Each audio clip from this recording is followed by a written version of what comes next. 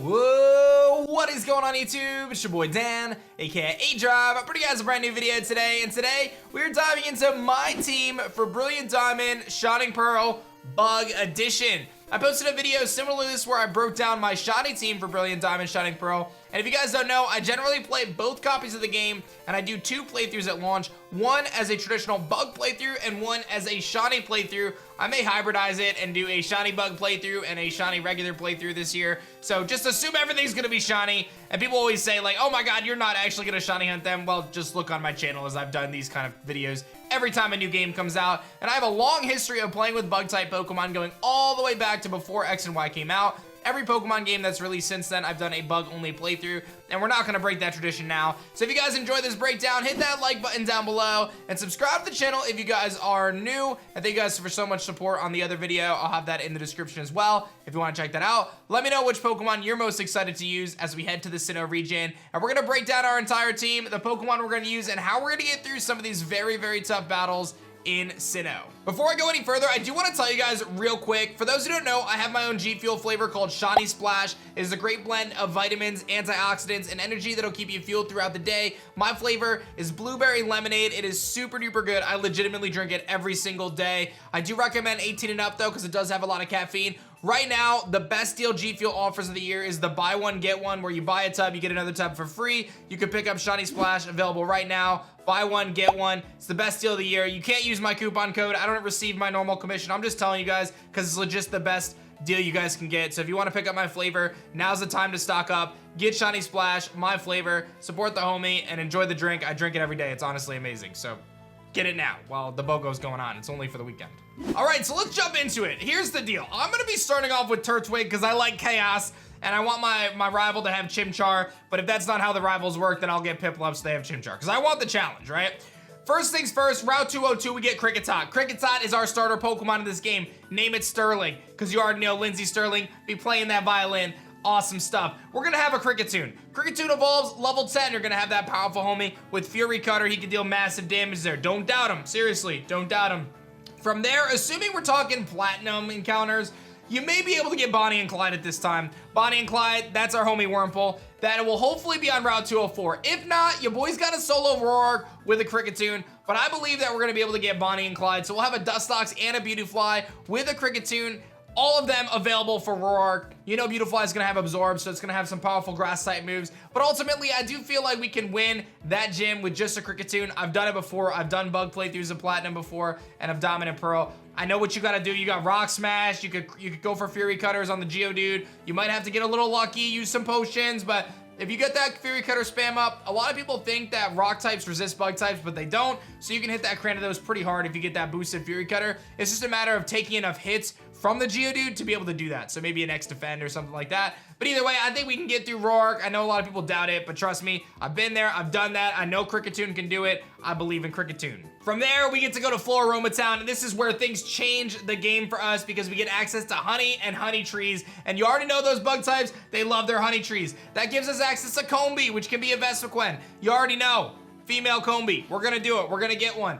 Gives you access to Burmy, which gives you multiple Pokemon. I'm focused on my homie Mothim, which is luck, of course. That is one of my mascot Pokemon. You already know we're gonna get that shiny Mothim. It's gonna be beautiful blue. It matches Shiny Splash, which is oh so perfect. You can't beat it. And most importantly for the team is Scaraborn, the Heracross. We gotta get ourselves a very powerful Heracross here because Heracross is a game changer in this game. It makes a huge difference as it does give us a Pokemon that is not weak to rock types and can hit incredibly powerfully with those fighting type moves. Heracross, one of the best Pokemon in the game, so that's huge.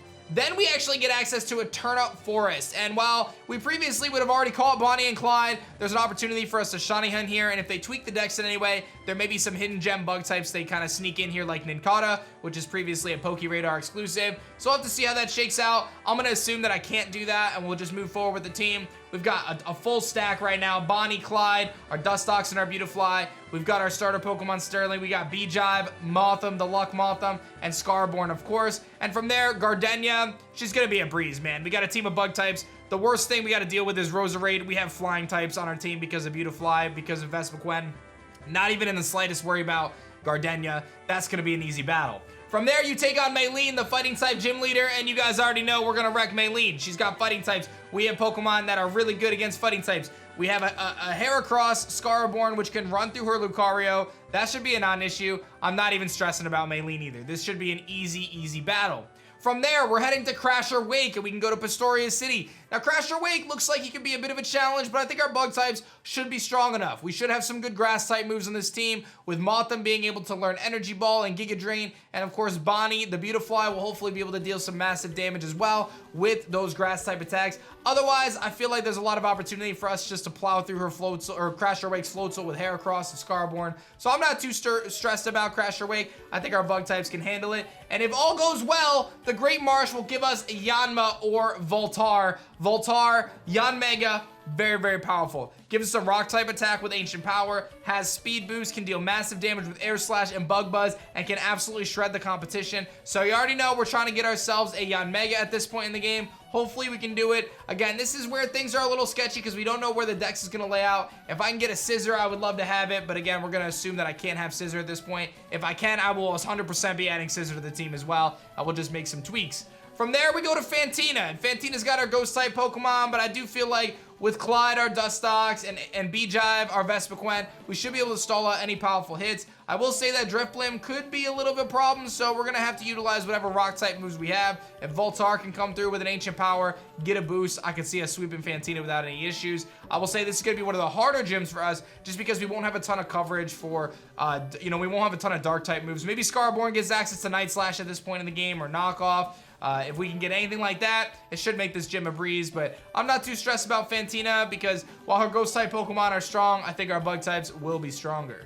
Moving on, our journey takes us to Canary City, which is Byron and his Steel-type Pokemon, and I'm not in the slightest worry about Byron because Scaraborn, our Heracross, absolutely runs him. He doesn't stand a chance against the power of Scaraborn. Just clicks Close Combat or Arm Thrust or any fighting-type move, honestly, and it's going to just shred the Bastiodon and all the other Steel types. So I'm not too stressed there, but even so, I got plenty of other Pokemon that can handle this. Not a problem. From there, we go to the Tippy-Toppy Mountaintop, ice-covered Snow Point City, and Candace, the Ice-type leader, does not want to deal with Scaraborn. I told you guys, this dude's a monster. Absolutely crucial to our playthrough. We can utilize this bug and fighting type Pokemon to shred Candace's Abomasnow and deal massive damage. I will say this gym could get a little sketchy if Scaraborn takes too much damage or gets knocked down low health. We'll have to utilize Sterling pretty importantly there, and Clyde, our Dustox, will also be important as those part flying type bug types are going to struggle here. This is where having Redemption the Scissor or Mojito the Scissor could make a massive difference having a Steel type on the team. But again, I'm not going to bank on having Scissor at this point because again, he's not until like later post game in Diamond and Pearl. So we'll have to see how it shakes out. Maybe the Underground holds the secrets to me accessing some of these Pokemon as well.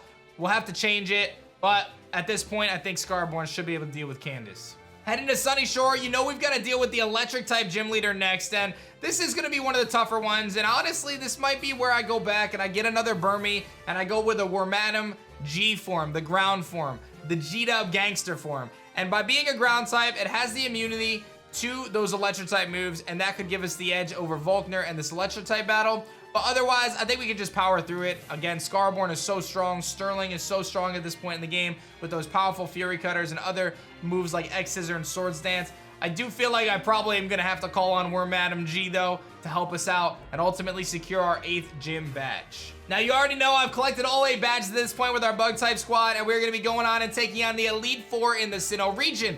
And it's only fitting that we take on the Bug-type master himself, Aaron, in our first Elite Four match. Now, you know, he's got his bug types, but I think our bug types are way better, especially with Voltar, the Yanmega, being able to go for ancient powers to deal massive damage to those flying and bug type Pokemon that he has, and then deal incredible amounts of damage with Air Slash as well to follow up. Those speed boosts are going to allow us to outspeed the opponent, and we have Scaraborn to clean up things like Drapion at the end with Earthquake, so I'm not too stressed, and I'm going to definitely declare myself as the best bug type trainer in Sinnoh right at that moment. Birth is going to be a challenge. She's got a big, powerful ground type. She's got a rock type in Sudowoodo. But honestly, I feel like with us having Quiver Dance on so many Pokemon, we should be able to set up all over her. And all we need to do is tech 1 or 2 grass moves like a Giga Drain or an Energy Ball on Luck or on Bonnie, even Voltar. I really don't see how Birth is going to deal with that. And as long as I save Scaraborn to deal with Sudowoodo to take those rock type hits, I don't see how Bertha beats us in that situation. Things could get a little sketchy, don't get me wrong, but I think Quiver Dance really seals the deal, because once you set up that +1 special attack or even +2 special attack against Quagsire, she's not taking energy balls or Giga Drains. It's just gonna do so much damage. Of course, they give us a fire type leader we have to face, and that is Flint. That's where things get a little sketchy. I think we're gonna have to utilize Oka berries, which are fire resistant berries, and use the power of ancient power from Voltar on our Yanmega to be able to deal with the power that Flint can bring in this battle. I think this is gonna be a tough one, no doubt about it. I'm not gonna sugarcoat it, but I do feel like it's very winnable, especially with Scarborn being able to deal massive damage, having speed boost, and then all it takes is for me to get a 1 Quiver Dance against anything, and we can actually put in the work. So Flint's gonna be tough. This is where things are gonna get very tricky, but I feel like my bug types are gonna be primed and well-trained and ready for this moment. I'm not even gonna spend a lot of time talking about Lucien. He's the Psychic type gym leader, or Elite Four member. I legitimately run his fate. He doesn't stand a chance. And then, of course, the champion matching up against Cynthia. She kicks things off with her Spiritomb. Our bug type attacks are gonna hit it neutral. I don't really think Spiritomb can do a ton to us. We should be able to beat it up. I could also have an opportunity to potentially set up on Spiritomb, and from there, there's some big threats here. I'm not really worried about Gastrodon. I'm not really worried about Roserade. I feel like Lucario can be beat with Scarborn. I feel like this ends up in a matchup between Scarborn and Garchomp to try to finish it off, and I believe in the power of Scarborn, our Heracross, to be able to plow through that Garchomp and ultimately seal the deal. I believe in our bug types. I've done it before. I've been there. I've done it. I believe that our bug types, our shiny bug type squad, can ultimately be the team to become the champions in the Sinnoh region. So I'm not gonna lie, we're gonna have our turmoils, we're gonna have our troubles, we're gonna have to train and be dedicated and ultimately prove that the bug types are the best type in the Sinnoh region, but I have no doubt that it can be done, and I've done it before. So we're gonna do it again when Brilliant Diamond and Shining Pearl drops in the fall. I hope you guys enjoyed this breakdown of what team I'm gonna be bringing in for the bug type squad in the next games for Pokemon Diamond and Pearl Remakes. If you enjoyed, hit that like button down below, and of course subscribe to the channel if you guys are new, as I post Pokemon videos every single day. Don't forget to take advantage of the buy one get one for G Fuel right now. It's the best deal of the year, guys, seriously. Like I said, you can't even use my coupon code like you normally would because the deal is so good. So just grab it. Shiny Splash, Blueberry Lemonade. It's my flavor. It's Pokemon aDrive inspired. It's amazing. I'm telling you guys are gonna love it. It's been one of the top flavors since it came out. And again, a great blend of vitamins and antioxidants and energy to keep you fueled throughout the day. Tastes amazing. I drink it every single day. I'm not even lying. 2 a day. Like, I'm not even exaggerating. 100%. I swear on my life, I drink this stuff every day. I love it so much. It honestly is so good. Try it out. Seriously, it's less than $1 a serving too. It's actually like 50 cents a serving with the BOGO. So it's so much less expensive than if you were to get an energy drink at the store or whatever. So enjoy it, guys. Thank you for watching. My name is Dan. I also go by aDrive, and I will see you guys on the next video. Peace.